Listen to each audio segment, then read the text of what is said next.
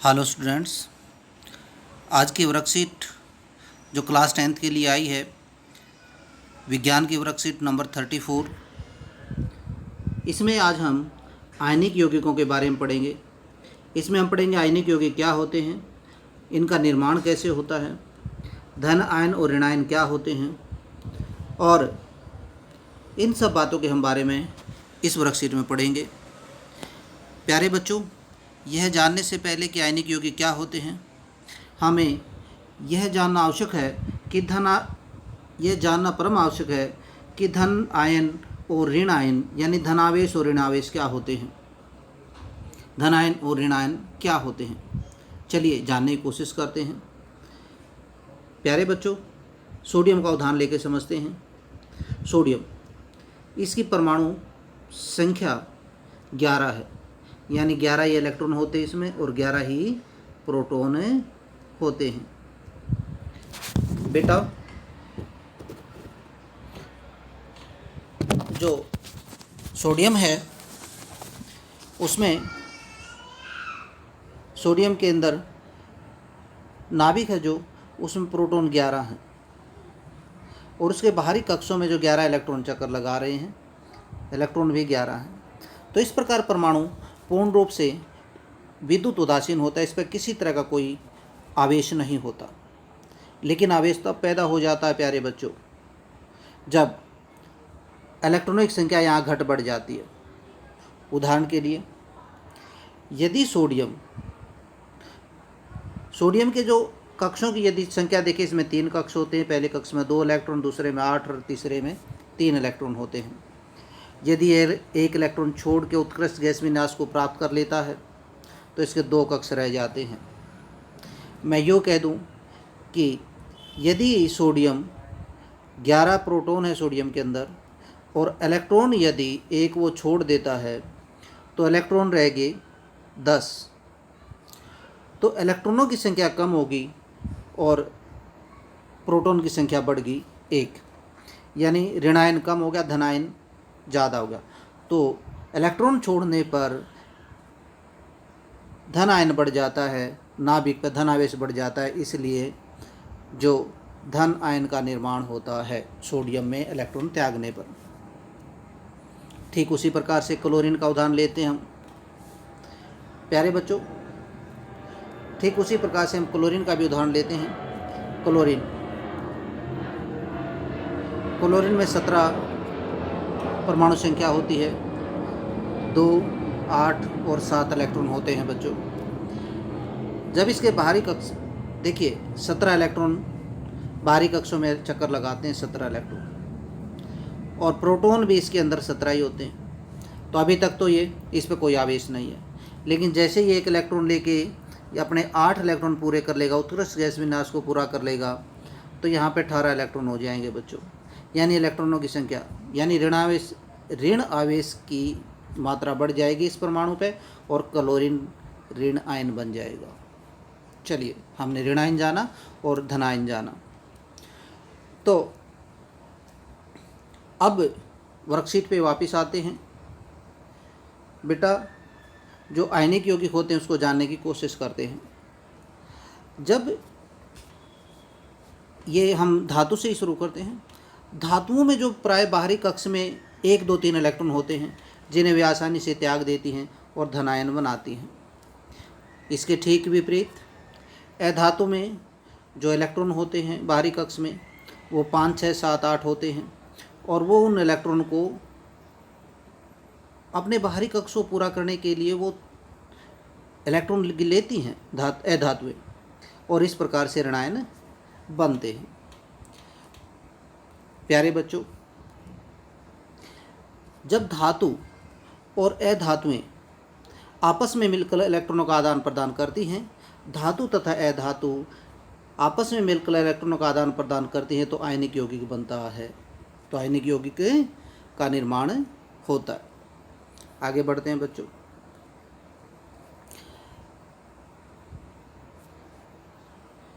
आयनिक यौगिक का निर्माण होता है बच्चों।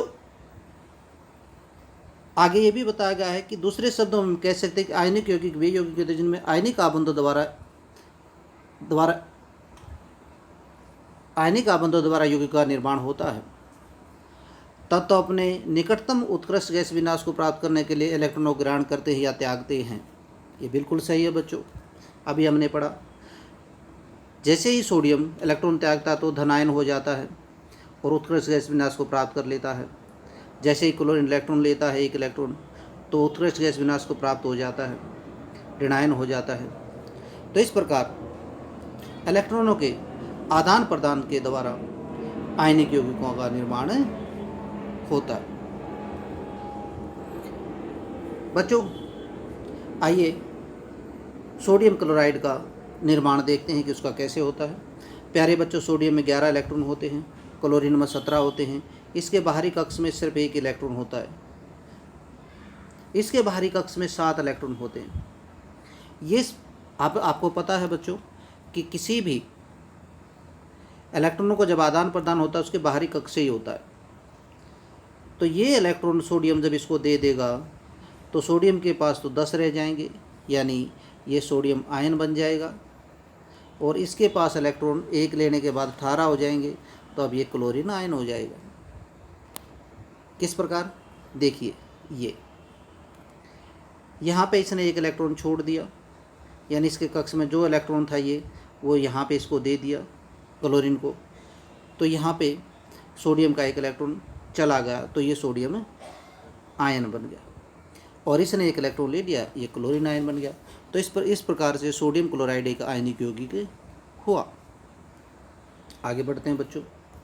जो सोडियम क्लोराइड है उसमें इलेक्ट्रॉनों का आदान प्रदान कैसे होता है वो जानने की कोशिश करते हैं। प्यारे बच्चों, सोडियम एक इलेक्ट्रॉन दे देता है, छोड़ देता है, तो सोडियम आयन बनता है, सोडियम आयन बनता है। और क्लोरीन एक इलेक्ट्रॉन ले लेता है तो क्लोरीन आयन बनता है। तो इस प्रकार से आयनों का छोड़ना और लेना क्लोरीन और सोडियम के बीच चलता है। मैग्नीशियम क्लोराइड को देखते हैं। ठीक मैग्नीशियम क्लोराइड भी वैसा ही करता है। मैग्नीशियम के जो परमाणु संख्या होती है उसकी मैग्नीशियम की 12 होती है प्यारे बच्चों। इसके बाहरी कक्ष में 2 इलेक्ट्रॉन होते हैं, जो एक क्लोरीन को ये यहाँ दे देगा, एक क्लोरीन को वहाँ दे देगा, क्योंकि क्लोरीन को एक इलेक्ट्रॉन की आवश्यकता है, एक इलेक्ट्रॉन की आवश्यकता दोनों को।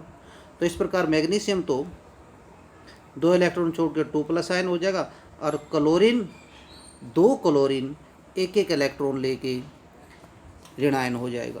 तो ये मैग्नीशियम क्लोराइड का निर्माण होगा। इस प्रकार से जो मैग्नीशियम क्लोराइड बनेगा वो होगा प्यारे बच्चों MgCl2। ये भी एक आयनिक यौगिक हुआ। अब आते हैं बच्चों क्वेश्चंस पे। प्यारे बच्चों, जो क्वेश्चन है, पहला क्वेश्चन, धन आयन एवं ऋणायन क्या होते हैं? धन आयन एवं ऋणायन क्या होते हैं? प्यारे बच्चों, जब कोई परमाणु इलेक्ट्रॉन छोड़ता है तो वो धनायन हो जाता है, और जब कोई परमाणु इलेक्ट्रॉन ग्रहण करता है तो उसे ऋणायन कहा जाता है। धनायन एवं ऋणायन किस प्रकार बनते हैं? इलेक्ट्रॉनों के आदान प्रदान से धन आयन बनते हैं। इलेक्ट्रॉनों को छोड़ने पर धन आयन और इलेक्ट्रॉन को ग्रहण करने पर ऋणायन बनते हैं।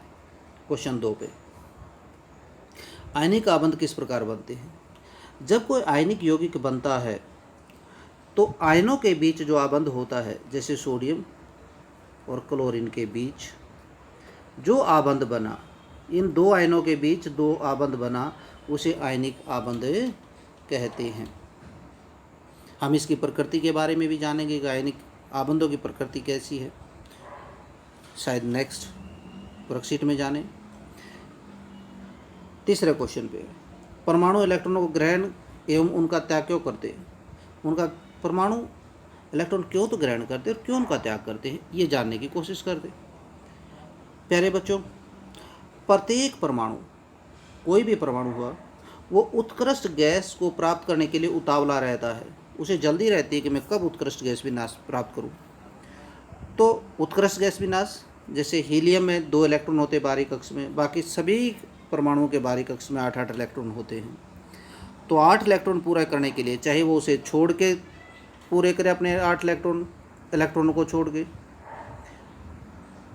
चाहे इलेक्ट्रॉनों को छोड़ के अपने बाहरी कक्ष में 8 इलेक्ट्रॉन पूरे करे या इलेक्ट्रॉनों को ग्रहण करके अपने बाहरी कक्ष में 8 इलेक्ट्रॉन रखे।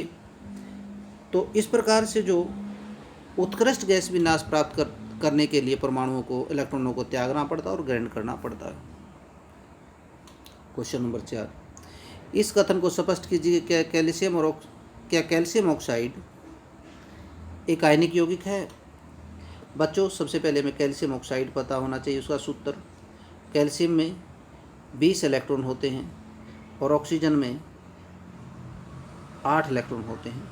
तो इसका इलेक्ट्रॉनिक विन्यास होगा 2 8 8 2 और इसका होगा 2 6, यानी इसके बाहरी कक्ष में 2 इलेक्ट्रॉन है और इसके बाहरी कक्ष में 8 इलेक्ट्रॉन है। ये 2 इलेक्ट्रॉन यदि ये छोड़ दे तो इसके तो उत्कृष्ट विन्यास गैस को प्राप्त हो जाएगा, बाहरी कक्ष में 8 इलेक्ट्रॉन हो जाएगा।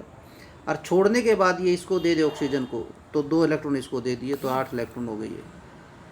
तो इसको भी, ये भी उत्कृष्ट गैस विन्यास को प्राप्त होगा। और इस प्रकार से फिर कैल्शियम को किस प्रकार लिखेंगे? कैल्शियम ने 2 इलेक्ट्रॉन त्याग दिए और ऑक्सीजन ने 2 इलेक्ट्रॉन ले लिए, तो CaO।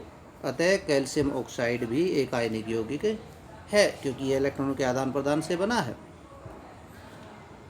लास्ट क्वेश्चन पे आते हैं। इलेक्ट्रॉन स्थानांतरण द्वारा सोडियम क्लोराइड के निर्माण की व्याख्या कीजिए। प्यारे बच्चों, हमने अभी ये पढ़ा था कि सोडियम जब एक इलेक्ट्रॉन छोड़ देता है और क्लोरीन को दे देता है तो ये दोनों उत्कृष्ट गैस विन्यास को प्राप्त कर लेते हैं। और इस प्रकार से जो बनता है सोडियम क्लोराइड, वो इलेक्ट्रॉनों के, सोडियम के इलेक्ट्रॉन छोड़ने और क्लोरीन के इलेक्ट्रॉन ग्रहण करने से सोडियम क्लोराइड का निर्माण होता है। इस प्रकार से आयनिक यौगिक बनता है और इसके बारे में हम डिटेल आप लिख सकते हैं। आशा है कि बच्चों आपको ये वर्कशीट समझ आई होगी। मिलते हैं अगली वर्कशीट में।